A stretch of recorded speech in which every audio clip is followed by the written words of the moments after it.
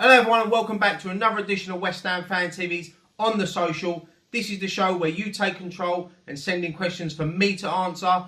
Once again, we've got quite a few questions sent in, so if I don't read out your question, please don't be offended or get upset. We just had loads come in, so I'm going to get straight into it.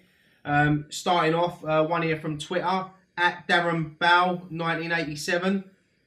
Would Anderson's best position be in the hole behind Arnie? Surely it would give him more space and would mean we wouldn't be exposed so much on the left-hand side. Yeah, I totally agree with you. I said this a few weeks ago on Post-Match Pint. I think the best position for Anderson is behind Arnautovic in the centre. I think he'll affect the game more than being stuck out on the wing. But at the moment, with the injury, especially to Yarmolenko, maybe we have to be forced to play Anderson out there. It's going to be a tough... We're getting so many injuries now, and with Jack Wilshere being out for a few months, Lanzini already out, Sanchez is out for the season, Yarmolenko looks like he's going to be out for the season, which is a massive blow because he was just settling into the Premiership. Yeah, so it might be tough, but we've got Diagana, Antonio, Snodgrass, Pellegrini. This is where he earns his wages. He's got to get these players ticking. And he's got to find the best position for Anderson. But yeah, I totally agree with you. I think just behind Arnie would suit him. Plus, we've got Hernandez back in there as well now. So you never know. Getting them three together, it's a big call for Pellegrini.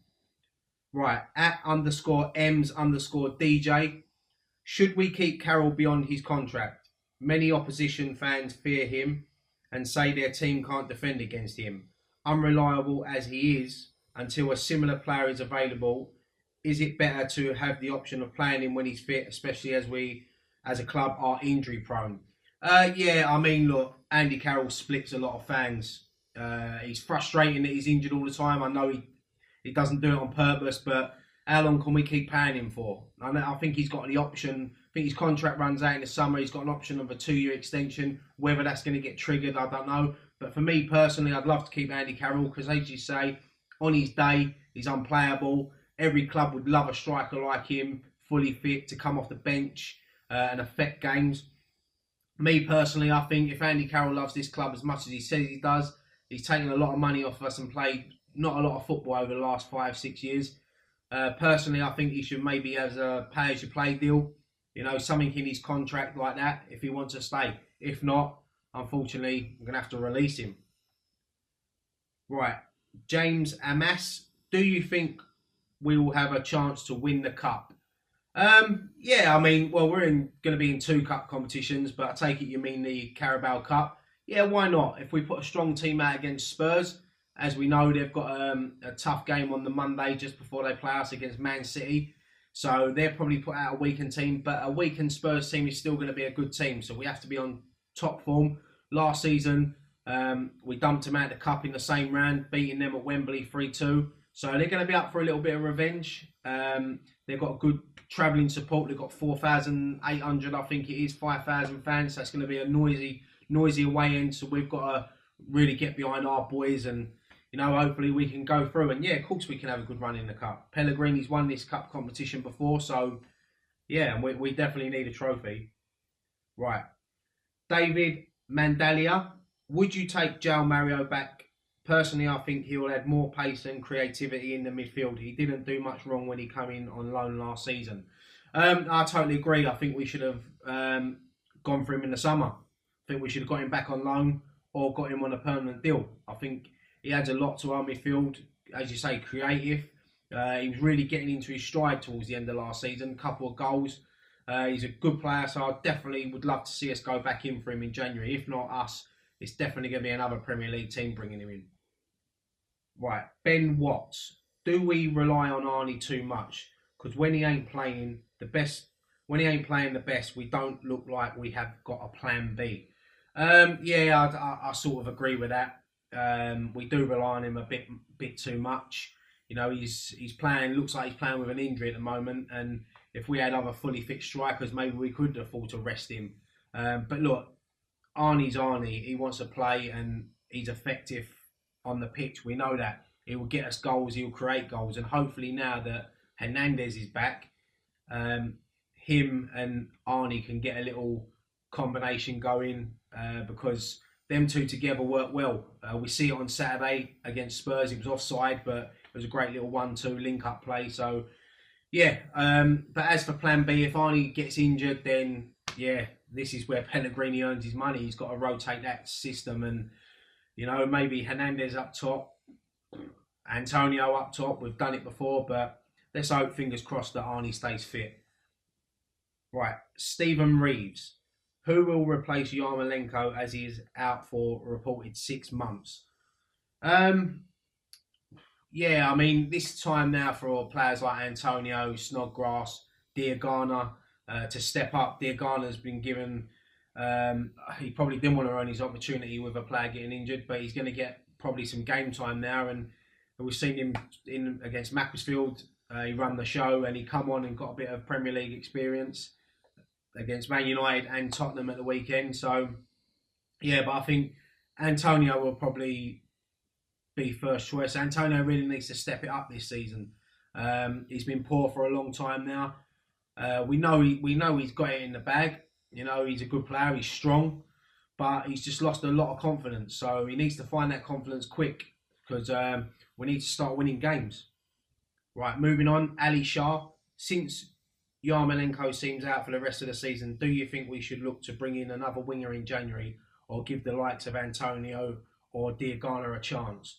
Or even look who's a free agent? Yeah, as I just said in the previous question, it's time for players to step up. We definitely need to invest in January now with all these injuries, whether it be loan deals or Gold and Sullivan have to put their hands in their pockets once again because we're just so unlucky with injuries.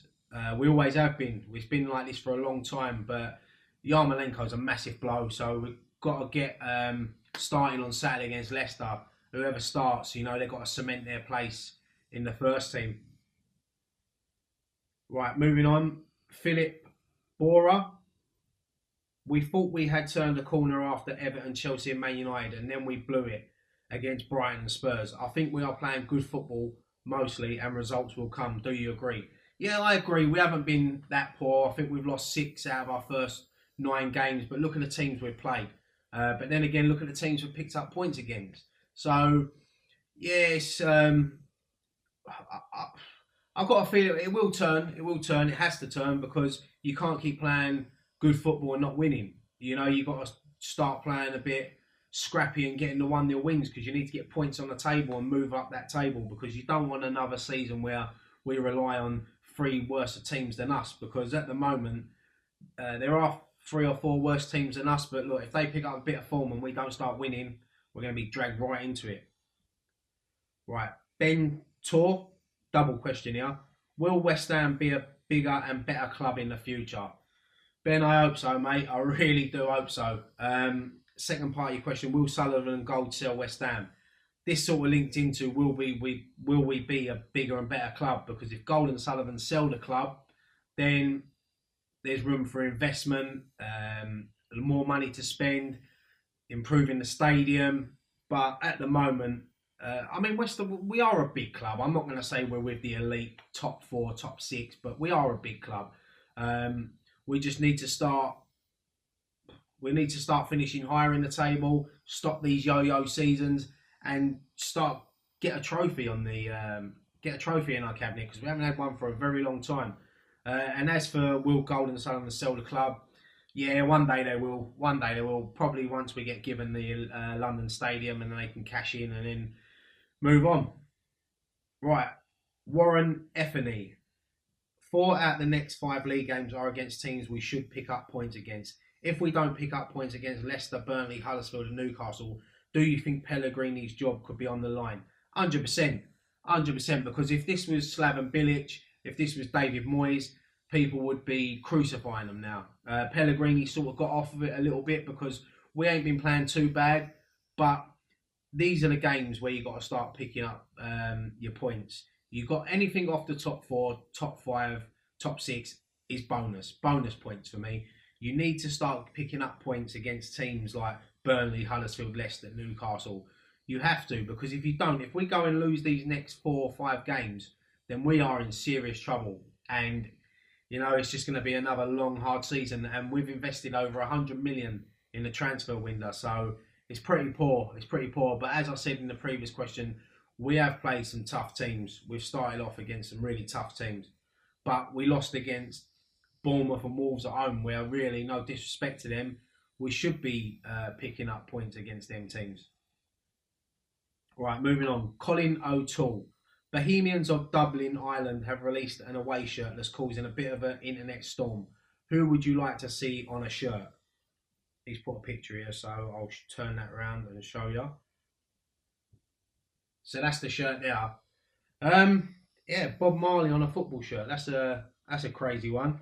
I think it's to do with he played at their ground in. Well, he performed it. He didn't play for them, but he performed a concert there in 1982. So I tell you what, it's good from the marketing team because they will sell a lot of shirts, especially to obviously Bob Marley fans.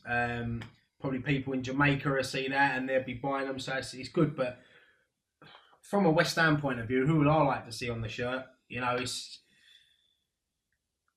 I wouldn't put my favourite singer on there because my favourite singer is Elvis Presley, so I don't think that'd go down well on a West Ham shirt. But you're probably looking at legends like Bobby Moore, Billy Bonds. But knowing our club, Golden Sullivan would probably put someone like Ray Winston or Danny Dyer on it or someone like that. But no, it's an interesting away shirt. You probably see a lot more clubs follow suit now because, as I said, that's a good marketing tool from Bohemian FC, and they will probably sell a lot of shirts, probably record sales for that shirt. But yeah, that's it for the questions this week. Once again, look, if I didn't read out your question, I do apologise. Thank you so much for taking your time to send the questions in. As always, put your comments below. Give me your thoughts on any of the answers I've said, or give me your answers to the questions. Who would you like to see us put on a shirt if we had a chance? As always, keep subscribing to our channel. Me and Scott are going to Leicester this weekend, so look out for us outside. Come over, win, lose or draw. Hopefully a win because we need the points. Come and do a fan cam. Yeah, and that's it really. So I'll leave that there. Thank you so much for watching this week's show.